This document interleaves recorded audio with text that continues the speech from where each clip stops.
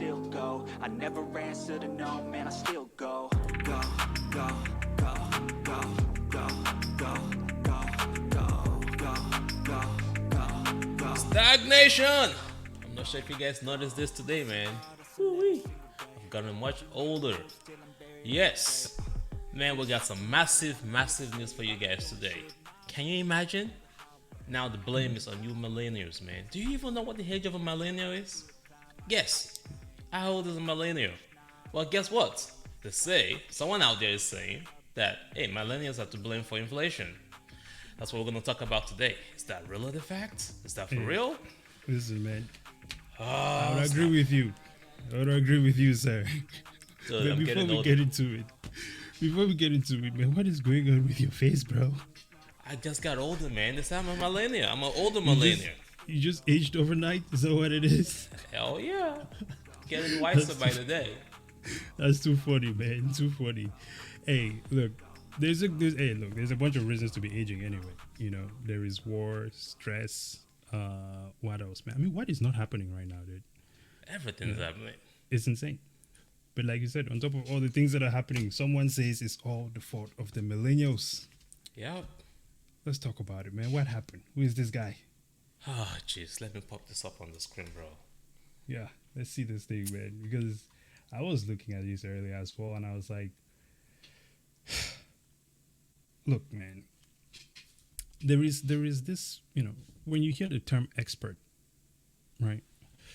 It means that this is someone who has spent time mastering their craft, knowledgeable on their subject matter, and has a level of integrity to guide the general public. But it seems there's a bunch of people who've either been taking advantage of this, because here's the thing, man. A lot of times, you know, when we see things like this, we'll be like, hey, you know, these people are stupid, they're dumb, it's ridiculous. I don't think these people are stupid. Not for a second. I think these are very smart people. I mean, this is what the whole college education thing is for, right? But I think that they're intellectually dishonest, which is worse than stupid, if you ask me. Snap. You just said something major. So let's talk about, before I jump into the article, right? You could be an expert, and you could be the expert of the cage. You remember there's that research where the scientists put a bunch of monkey in a space, right? Yeah. And as you introduce more monkeys into the space, those that have been there for a while start telling the young ones, hey, don't do that because the master will beat you for it, right? Yeah. So you become Yeah. an expert of being in the cage. So eventually, generation after generation, everybody in the cage is like, oh, I guess that's the norm. And then you Exactly. become an expert. Hey, man, don't break the mold, okay? Stick to the plan. Oh, stand out. snap. Yeah. Let me show you the article. So this article actually was founded on Massive News, and then you started digging into it, and you started to realize that it's actually on all the other media outlets out there. It is. So It is. this is a new trend, which is kind of very familiar with what the oil industry does. We know that the oil manufacturers are the biggest polluters, but then they blame it on you. Oh, eat less cow, or be less green, drive green energy, whereas they're flying around in private jets. Exactly the same thing is happening now in the real estate space. More importantly, with the oil inflation going on. So, here's this investor. In Let's this see. What is the article. I'm not sure title if of you this guess- one, by the What is the title of this Oh, article? By the way? title of the article. Oh, there we go. Millennials are to blame for Millennials sky high are to inflation. blame. Yes, sir. Says a strategist. I wonder what sort of strategies he's pulling out. You know, this guy's actually head of a hedge fund of some Heck sort. yeah. What's the hedge fund is part of? Smeared Capital. Oh, see that name right there too. It says a lot. Smeared Capital Management. Is this? Yeah, Smeared Capital Management. Bill Smith. See, All right. Well, what does Bill have to say? Bill said that millennials. Let's see. For one, investors arguing that there is another major factor to blame. See, what everyone is not including in the conversation is what really causes inflation, which is too many people with too much money chasing too few goods. Bill Smeared, Chief Investment Officer at Smeared Capital Management, told CNBC's Squawk Box Europe on Thursday. Right? Interesting. He explained, this is when I got hold, when he was explaining it. Yeah. He said, Smeared explained, in the US, there are estimated 92 million millennials. How does U.S. inflation? Well, I guess it does. U.S. inflation impacts the rest of the world. It's primarily in the range of 27 to 42. Damn, I'm old. That's the age range of the millennials. But there's the young millennials that is just 21 to 32. So if you're 21 to 32, you're still a millennial. You're just the young millennials. For we old folks, we are 27 to 42. The last time we saw that, what we call Wolverine inflation. I didn't know there was something called Wolverine inflation, which is inflation that is hard for policymakers to stop. So you cannot stop this inflation. So all that stuff that the Feds are doing, increasing interest rates, nah, it's just trash. It's just made up, right? Was when 75 million baby boomers had replaced 44 million silent generation people in the 1970s. We've said this several times. This looks too similar to what happened in the 70s. And this was when we switched from the gold standard, right, to what we have now. To what we have now, fiat. Fiat, money standards. So Only what are they by going to switch to decree. now, right? CBDCs, who knows? Absolutely. Well, it's interesting. I just want to chime in on some of the stuff he's saying here. He tries to use this idea of I guess we could call it generational transfer of wealth. Right? When you have a massive piece of the workforce leaving, and then you have a new generation that now taking over the workforce.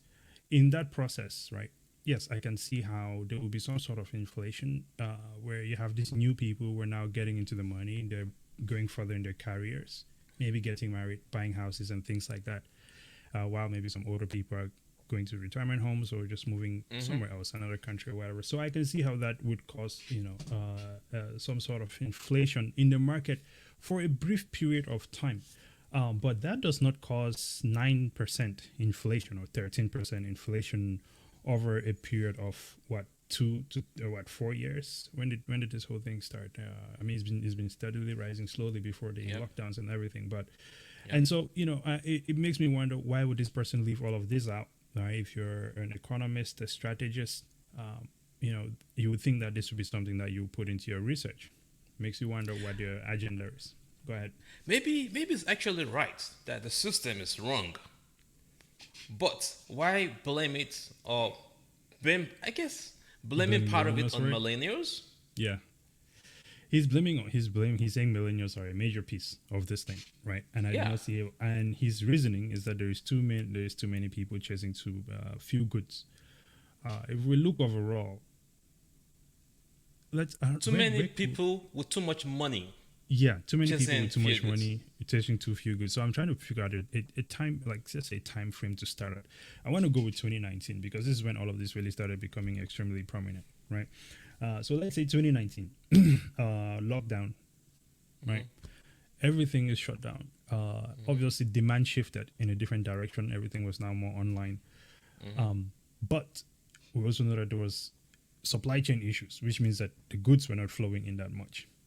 Most of the money also went into the market, and a massive amount of the money, which they say too much money chasing too few goods, was actually held by the banks, right? When they print out this money, it's to them and their friends, and then the average person, right, which most millennials are just daily people going about their day, do not have too much money. Certainly do not have too much money now. I mean, if someone thinks that they have too much money, I mean, you can let me know in the comments. But it's interesting that we're going to skip the fact that these people debase the value of the dollar massively by printing a ton of it. Lockdown people, which totally, was too much of an aggressive reaction given the situation, which caused that pretty much an offset in everything. So everything is going to be a little bit more difficult to attain. Then you have just bad policies, one after another, right? Causing just everything to just be out of whack. And to I think the biggest one, really, and which actually when we do the video on the financial crisis in 2008, I think this also ties into it. Yeah. We are also at a point in time when we have a small group of people who can just move up their rates as they wish for anything, right? So whether it's house buying or for interest rates for homes and everything else like that, right? So these people can just do whatever, pull money out of the economy, pump money into the economy. Stock buybacks, which also plays into it. All these factors, but no, it's millennials. It's asinine to me. Yeah, but this is a common trend. I think with we those of us that pay attention to what's going on. In the Yeah, case of energy, you transfer the blame to the consumers yeah. when you know that there's the manufacturers and the big banks that continue to invest your entire retirement into oil. Like literally, sit down and watch Bloomberg. What are investors throwing their money into right now? Big oil. But you're Big oil. seeing at the same time that we need to transition out of Out of gas, bad out of energy, fossil crude fuels oil, into renewable exactly, energies. Yeah, exactly. But at the same time, your entire college funds, retirement funds, labor funds, everybody's training their money into oil because oil makes money. So at what point do you? Anyway, we are changing absolutely. topic. Yeah, Um, very good. Oh, actually, speaking of that, there's actually there's this video I saw. I don't know if I sent it to you, and it was on Twitter. It was a video of Janet Yellen and what's his name, Brandon, and all the others. Essentially, just saying like, hey, we don't have any issues with inflation, right? Let me see if I'm just going to share my screen here with you briefly and Yeah. show you what it was. But it's just so insane when you see this in real life. I mean, the disrespect to society is God, beyond anything I've seen. So let's just check this out here. Wait, I don't know if you can hear the audio, by the way. Just let me know if you can hear it. Inflationary I cycle. can hear. And by the way, talking inflation, the overwhelming consensus is going to pop up a little bit and then go back down. I don't know anybody, including Larry Summers, who's a friend of mine, who's worried about inflation. We also know that as our economy has come roaring back, we've seen some price increases. Some folks have raised worries that this could be a sign of persistent inflation. But that's not our view. Inflation, you said? Okay. Well, I would first say that one of the steps that we've taken as an administration is to provide a range of assistance to the American people, whether it is in the form of $1,400 checks. Caitlin, if you actually look at the numbers and the trends over the last several months, it shows that core inflation one was not only below expectations, but it decelerated from last month. You had told us at a town hall, I think it was in July, that this was just near-term inflation. Number one thing that the president can do is help get COVID under control. That we know is the root cause of inflation and the price increases we're seeing for a range of reasons. And finally, even as we meet to work out this challenge, it's important to maintain perspective. Prices have gone up, and families and individuals are dealing with the realities of that bread costs more, that gas costs more. Now we have to understand what that means. That's about the cost of living going up. When people go to the grocery store and a pound of meat is more expensive than it should be, we agree. That's less related to supply chain issues. The inflation has everything to do with the supply chain. Inflation is up. It's up. All right, that's more than enough for me, man. That's ridiculous. So, what is the cause of inflation now? All right.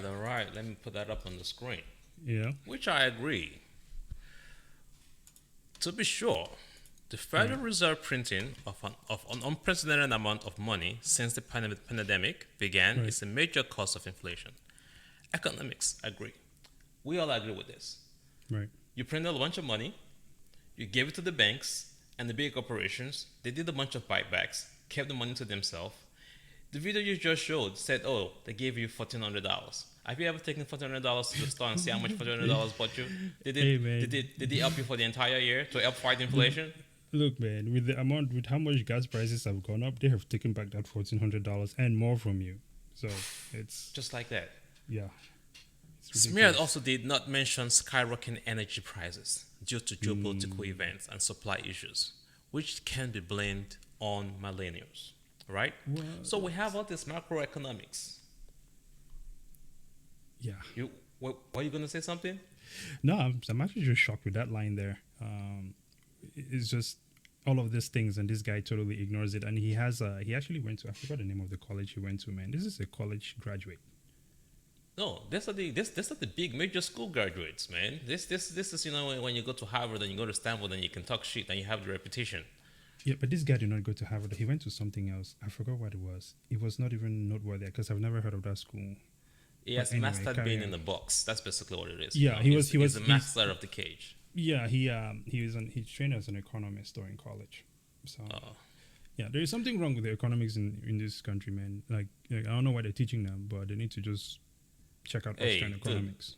I was an A plus. I was an A plus economics student when I was in school. So Yeah. I was an expert of the wrong Hey, economy economics is great. for I the love longest. economics. I Well, love economics. Carry on. if you're a millennial out there, I'm sure you'll believe or accept the fact that this is bullcrap. My stepmom would say this is baloney. Plenty of millennials would disagree with the idea that they all have a lot of money and are now purchasing assets. Yes, folks out there are like, who told you that we got money? The fact that we had COVID and we could not move around is the only reason we got money. You guys have been squeezing us to death. School Exactly. loans increasing massively, right? You need a car to get back and forth to work. So of course you get a car loan. Cost of car ownership got up like crazy. And then you're over here blaming them for inflation. Further down in this article, there was this conversation about millennials were holding back for the past 7 years, and now they finally got into the market to buy houses. Number one way to build wealth in America is real estate. People buy houses.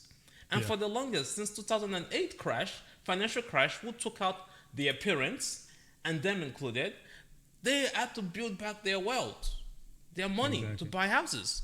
So they got an opportunity for low super interest rates to buy a house, and now you want to blame them for trying to come up? At the same time, the feds are saying, oh, they need to crash the real estate market because people have too much money saved. Like, really though? Like, I mean, just how insane that sounds. Just how insane that sounds, dude. It's beyond me. It's beyond me just how insane that sounds. Here, let me share this visual here just to add to this as well, because so we have what was it? Which, first of all, there is this saying I came across the other day. Apparently, it's called Brandolini's law, believe it or not, and this is really a thing. And what Brandolini's law states is that the amount of effort required to how would you say, the amount of effort or the amount of energy required to refute bullshit, right, is an order of magnitude bigger than it is to actually produce the bullshit. So for me, it's like when I see these people, I don't even that's why I say it's the energy trying to kill you know what I mean? It's the only thing I can hope for is that everyone educates themselves the same way we're doing and the same way we're sharing this information to other people, right? Now, let's look at this here. We have, let's minimize that. We have millennial home ownership, right? And this is quite recent as well. 75.3 million millennials in the US between the ages of 18 and 34, right, own houses. So you have about, looking at that circle, right, at the top there, you see that if you look at all other generations, you can see that during that same age range, they all had more houses than our age range right now. And of course, prices keep going up. Now, there's many other things that are blocking millennials from getting houses. Obviously, things keep getting expensive, interest rates are going up, and people are not getting paid as much anymore. If you look at the net worth range in there, you see that under 35, most people have not saved probably more than 3,600 or so. 35 to 34, they're hanging around 39K, right? And then from there it goes up a little bit. So you can see millennials are outside of that window there. However, they're overcoming this, and this is how millennials are achieving that 43% home ownership through private mortgage insurance. Now, you were telling me a bit about PMI. PMIs. Tell me more about that. All right, guys. If you're a millennial out there, there are different strategies to avoid PMI. I know this whole video is not about that, and we're trying to keep this video short. What is PMI, by the way? So basically, it's an insurance that makes the banks richer. You want to buy a house, but you don't have enough money for the down payment. So you opt for the PMI, which basically is an insurance for the bank to say if you default, there's a way for them to recover your house without them losing too much money. Yeah. So if you took a $700,000 house loan, maybe you pay a PMI of $250 to $300 every month because you cannot put down $70,000 at the deposit. But there are strategies out there for you to avoid PMI. There are two that I know of where you can pay your PMI out in advance. Because PMI, you know what's funny about PMI on my last mortgage loan? They don't even tell you because you have to own 80%, is it 80% to 75% of the house before the PMI goes away. That is a lot. That is right. So for almost the entire loan period, you're paying this thing that doesn't add any value to you. But there are ways that you can pay your PMI out in advance. So maybe if you had 10,000, you can pay your PMI in advance.